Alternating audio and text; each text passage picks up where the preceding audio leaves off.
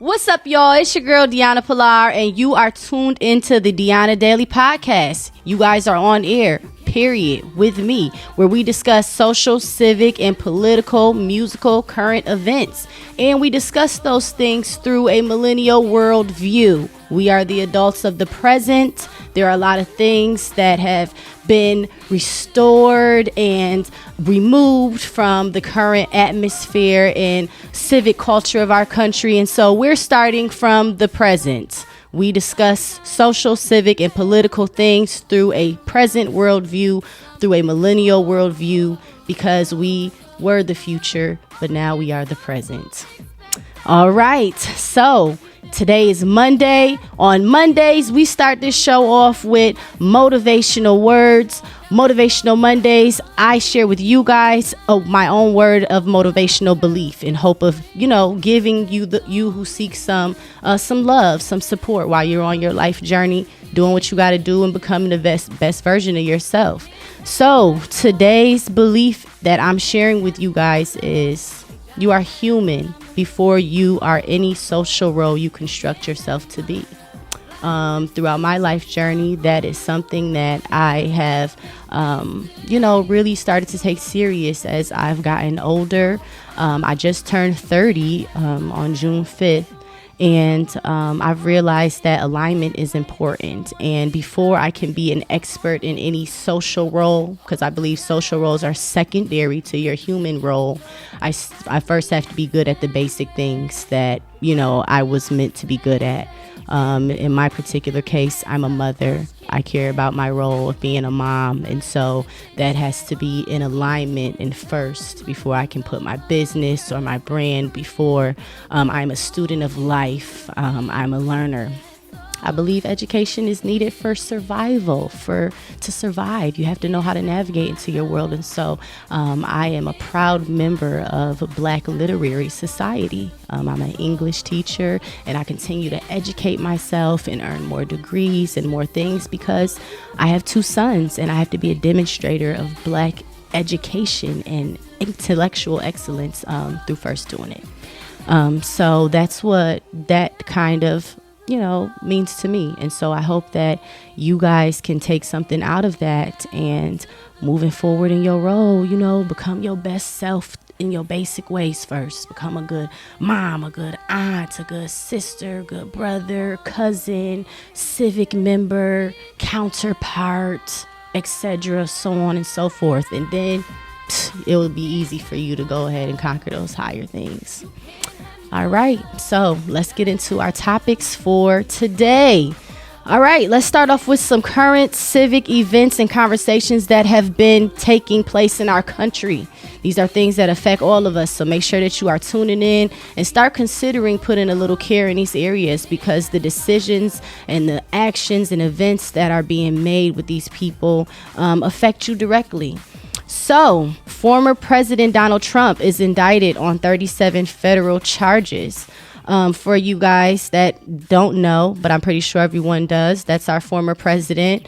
He was a little janky, but, historically, they are, and, whatever.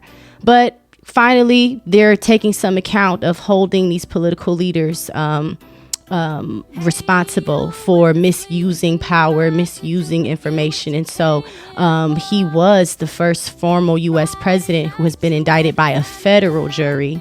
And this is for his mishandling of top secret documents that was found in his Mar-a-Lago home. So let's go to Tess Figueroa, chief political consultant at the Breakfast Club, and then we'll talk about it on the other side. Donald Trump has become the first former president in U.S. history to be indicted by a federal grand jury following an investigation of the alleged mishandling of top secret documents found at his Mar-a-Lago home. Now, the story is continuing to develop, but this is what we know so far. He is facing 7 counts, including willful retention of information related to national defense, at least 1 charge of false statements, and 1 charge related to obstruction of justice. Now, this is the second indictment for the former president. This makes a total of 4 investigations going on all at the same time. Let's listen to some of his 4-minute response that he posted yesterday on Truth Social. We'll talk about it on the other side. Very sadly, we're a nation in decline, and yet they go after a popular president, a president that got more votes than any sitting president in the history of our country, by far, and did much better the second time in the election than the first. And they go after him on a boxer's hoax, just like the Russia hoax and all of the others. It's just been going on for 7 years. They can't stop. All right. So my whole thing about the Donald Trump indictment is that 37 charges is a lot for someone who is held to such a high status to be indicted on. And so I believe that whatever he's being charged with is serious enough to where it should be held I think, at the same civic, legal, judicial standard as a RICO charge. There, I'm just going to say it. I think that that's the best way to hold elite white people who choose to misuse their power, and it directly affects thousands, hundreds, the entire country. They should be held to the same extent of seriousness as people who distribute drugs and damage communities. Two separate kinds of damage, equally as damaging, if not the legislative, political power is more damaging, in my opinion. So good luck, Donald Trump. Next, New York State has made it clear that they are reinforcing some rules that have apparently been in place for a while now regarding brow tinting, and it is illegal. Let's tap into Fox 5 New York for the story. If you're looking to make an eyelash or eyebrow appointment, you may be turned away. Nordstrom is canceling eyelash and eyebrow tint appointments. The reason this Nordstrom representative gave over the phone: we no longer do tint anymore. It's suspended for the time being. According to New York's Department of State, applying any dye to eyelash or eyebrows is prohibited. The rule was based on FDA regulations during the 90s that did not provide for a safe dye or tint to be used on lashes or brows. All right. So this is all because of federal regulations that during the 90s did not provide safe dye to be used on lashes or brows. So it did become a popular trend in the United States in current times.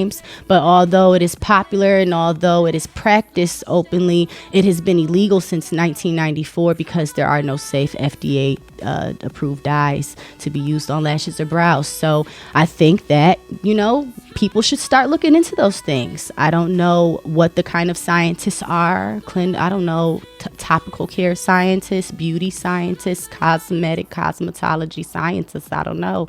But you girls should be out there getting into your degrees and your chemicals and your stuff. And let's start looking at making some safe dyes to be used on lashes and brows, because even in my hometown of Rochester, New York, I hear that being a common beauty practice. And I'm pretty sure that people who are a fan of it and, prefer it over just getting waxes and, stuff want their dyes. So, I'm pro more black scientists. Let's get our kids in school and let's start constructing some safe dyes for our lashes and our stuff. All right. The UFO sighting. The UFO sighting that had happened, I think by now everyone has heard about the UFO sighting, the 911 call that was reported by a Las Vegas, Nevada family. I think I have a clip of it. We'll go ahead and play that and we'll talk about it on the other side. I swear to God, this is not a joke. This is actually, we're terrified of it. So there's two people or two subjects that are in your backyard? Correct, and they're very large. They're like 8 foot, 9 feet, 10 foot. I don't know. They look like aliens to us. Big eyes. They have big eyes. Like I can't explain it. And big mouth. They're shiny eyes, and they're not human. They're 100% they're not human. All right. So the importance of this clip, I think, in present time is just starting the conversation of normalizing and accepting that there are other non-human life forms and what that's going to mean to us in the future. I really accept everybody.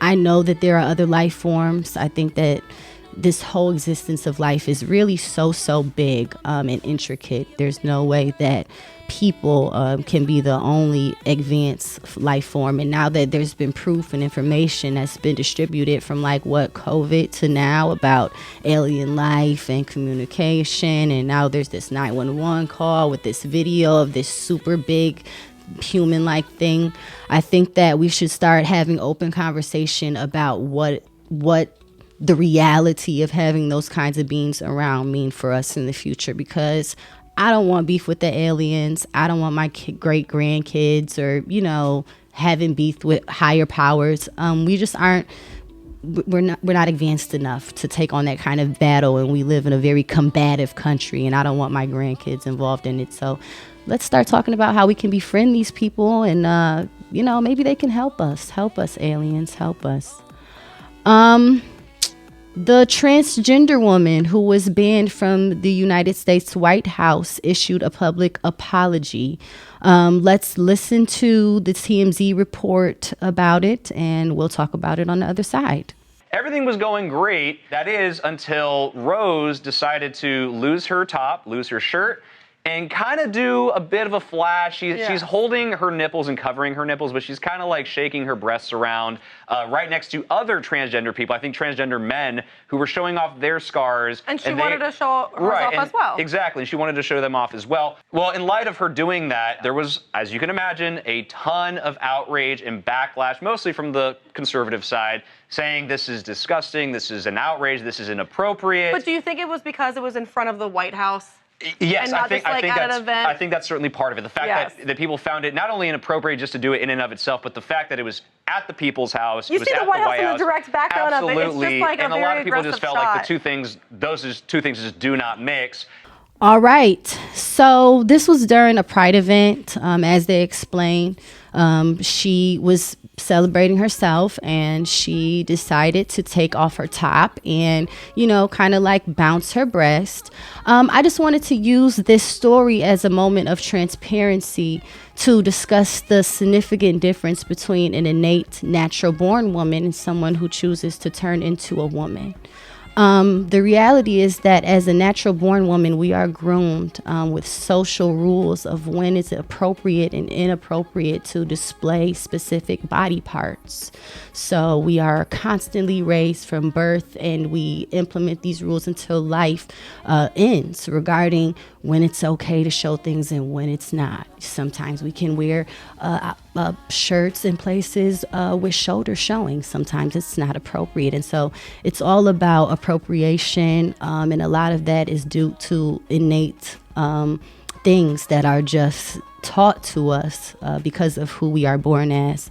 And so I say that to say that a natural woman born would have never made the choice to go to a government event and show her breast. And so that's the difference between a natural woman and a woman who chooses to become a woman. I hope that this was a learning lesson for that young lady. And I hope that this is a lesson for everyone in providing transparency regarding the difference between something that is naturally born away and knows how to respond and react in that role versus someone who was not born that way and still needs to learn how to become what they aspire to be. And so I just wanted to mention that. All right, some sad news, some very disappointing news, some news that I hope that it doesn't continue, it ends at some point. But the $45 million settlement won by a man named Randy Cox. If you guys are unfamiliar with Randy Cox, he was an African-American male who was a victim of police brutality. You can just type his name in Google and look up his story. There's camera footage that's associated with the story. They stopped on the brakes with his hands behind his back, and in that he became paralyzed because of the impact of the vehicle. Richard Randy Cox, he injured his neck and he was paralyzed on June 19th, 2022. He was at a Juneteenth party and the police, just as a side note, the police showed up. He didn't cause any types of problems or anything like that. And apparently, they arrested him due to him being a prior felon, but it was not any type of altercation, just disturbing them during their Juneteenth celebration. And when the police van transported Cox to prison, they slammed on the brakes. Many of you may remember that viral story. Because they had no seatbelt, Cox couldn't brace himself because his hands were cuffed. He flew head first into the metal divider between the driver's section and the prisoner's area. Now, the video footage that many of you saw online showed Cox begging for help, and the officers accused him of being drunk and not believing that he was injured. Police put him in a wheelchair, brought him into the cell, so they totally ignored his injury. Well, the update is Attorney Benjamin Crump was retained as a civil rights attorney last year because obviously that was a violation of civil rights. And Attorney Crump has secured a $45 million settlement. It is the largest police misconduct settlement in the history of America. And so it's just really disturbing, concerning that whenever a Black person strikes it, a regular everyday person strikes it financially wealthy, it has to be through tragedy. It's disturbing. I'm pretty sure that he would give back every bit of this money to have his body functioning so he can be a contributing member to his families and the people that love him. So it's very sad. I hope that police brutality stops and that there can be some restoration and reform in policing culture in the United States. I love the police. I don't feel like they're bad people. I myself have a security license. I've been a licensed security guard my entire life since I was legal, and I did it throughout college to support myself. And up to last year, I was just a SSO for the city school district in my hometown. And so I believe that some good can come out of the idea of policing, but before we can achieve that, we have to really address the racial historical narrative associated with it, and then create restorative practices around the reality of that racial historical narrative. We live in a country where there's a lot of fluff around a lot of very serious things that may not feel comfortable to everyone, but the conversations are still needed.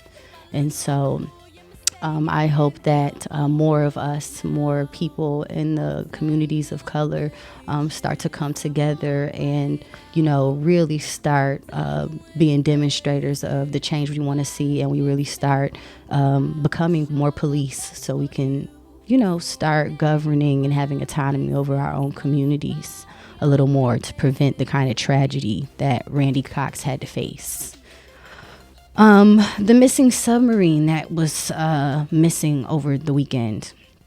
I have a statement here from the Navy people. They'll introduce themselves. I don't remember their names. They're the people that oversee and they do the security for our water here on the country. You guys listen to this clip and we'll get right back and talk about it. One of my sources has reported that about the time that they lost comms, or just before they lost comms, that they reported they were trying to release ballast. What that means to me is they were heavy. They were descending faster than they were supposed to. So they were trying to get rid of weight. That's ballast. They were trying to get rid of weight. What could have caused that? Again, maybe there was a computer glitch and their thrusters got stuck in down and they were driving themselves down faster than they needed to and couldn't fix that. Or they suffered an incursion into the hull, so we had water coming in. That may have shorted out the electronics. So that was very sad. Of course, any life loss is sad, and to die in such a catastrophic way was very sad. So my heart and my sincere condolences go out to the families of all 5 members who passed in the submarine that got lost in the Atlantic recently. However, I do want to use this moment of solace and just tragedy, to bring some light to my people, in specific people of color. And I would like to unpack or begin a conversation about how often we practice toxic empathy and sympathy. It's super sad what happened to those people. They're a part of our community, our country. They are our fellow American counterparts. However, we have such a damaging, deadly, devastating, and exclusive racial historical narrative of things that happen to us that we can't afford to have the measurement, the amount of sympathy that you guys share during these things. We got to focus a little more, like the Formation Beyonce was talking about. You guys check that song out when you get a chance. But we kind of got to know what's going on with us, what we have going on. And I think that that's more important. So I wanted to bring some transparency into that. And I'm so glad that I mentioned that, because I was talking about this conversation about people of color practicing toxic empathy and sympathy earlier with a friend. And they mentioned that there was an event that happened while this whole thing with the submarines was being in the media. And this is a report from the Shade Room. But it said there was a missing Titanic submersible. As the missing Titanic submersible grasped the world's attention, just days before that, a ship holding over 700 Black immigrants sank in Greek waters. And there is a photo here, and I will put that up for you guys. But this is a modern day present photo taken with modern technology. And so surely if someone had the technology around to witness 700 people of color drowning and fighting for their lives in Greek waters just days before this submersible, certainly there could have been people who assisted with help in that mission as well, of trying to save those 700 dead people of color. And so I just wanted to add that piece of the conversation to this particular episode of the podcast, because there was so much empathy and sympathy within our community about that.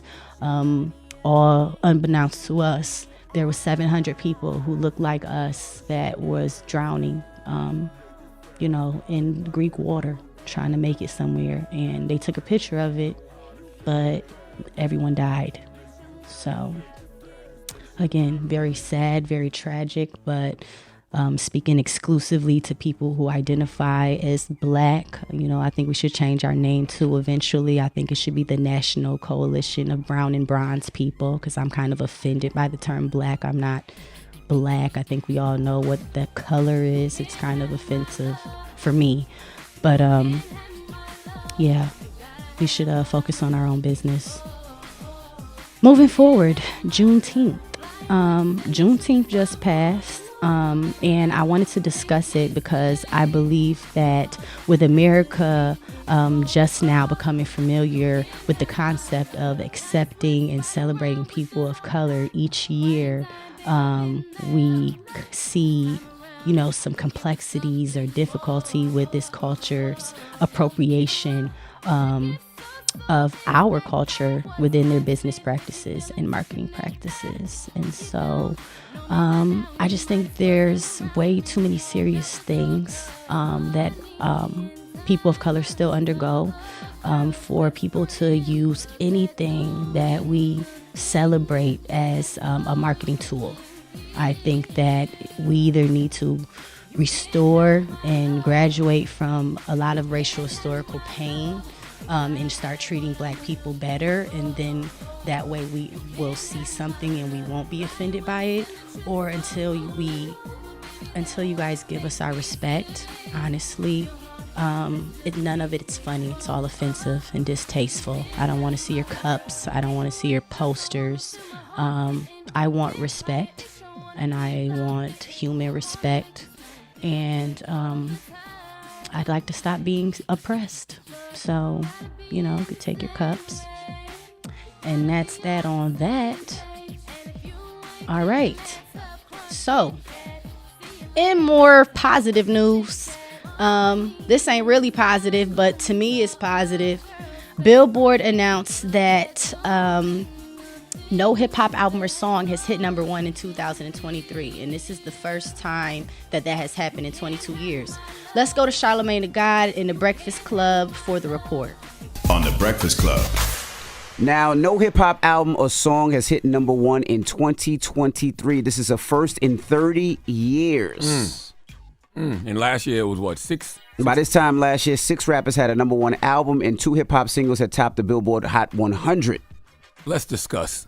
Everybody's too busy chasing algorithms. Like, folks don't care about creating something that has real value. All they care about is going viral. And I hear people on the come up talk about how to make their content go viral online more than I hear them discuss whether or not their content is actually good. And when some of these artists are blessed enough to sign to a label, the label isn't doing anything but chasing algorithms too. Like, labels don't attempt to develop these artists anymore because they're too busy, chasing those algorithms that are for the moment.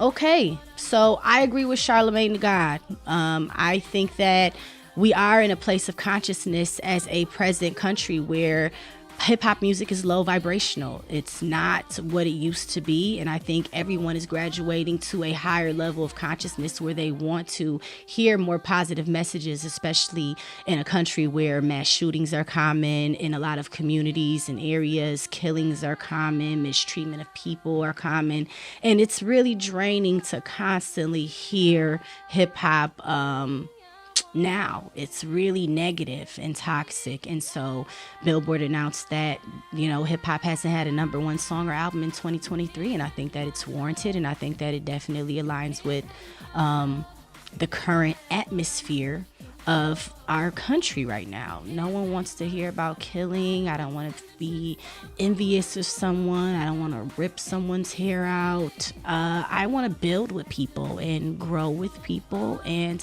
I want to bond with like minds who look like me and value their lives and their families and their communities. And so people who don't fit into that idea of black consciousness make me uncomfortable. I feel like they're as equally as dangerous as a racist white person. So I am very out with the old hip hop and with some healthier things. Shout out to the artists who do practice conscious, healthy hip hop. And, there's a lot of old ones, a lot of new ones, Public Enemy and KRS-One and Nas. I was listening to Jay-Z earlier. I like listening to him. J. Cole. Chance the Rapper, that's the one I like listening to. Just, people of higher frequencies. And, I'll throw this out there because I know it's up for debate, but I think that Yeezus is one of those people too, Maybe not Kanye too. All of his personalities. So, yeah. All right. Lastly, Bath and Body Works Bath and Body Works in Ohio, some employees there called the police on a black couple for having too many expensive items in their cart. I ain't gonna lie to y'all. Y'all could look this up. I don't even know if I'm incorporate the clip. I listened to it. I had to turn it off. It was very, what is the word? It was very triggering for me because, again, people of color just want to be left alone. We want to be able to buy what we want. I think it's disgusting. I think the obsession with judging people of color and what they can't buy and what they can buy and what they can and can't do is a form of paternalism. I think that's the term for when a body of people or a person acts as a person's parent, but you're not. You're just someone acting like someone's parent. And that's a part of that racial historical narrative that, the millennials are ready to let go. I think cross color is just boring, and we don't care for people who fit into that narrative of just unnecessarily pestering people off of assumption. All right, so that wraps it up for today's episode of Deyana Daily, and I'm checking out. Y'all follow me, like, comment, subscribe, give me your opinion on some of the things we discussed. If there's anything in specific that you want to talk about, hit me up, DM me, I got you. And I see y'all episode 2.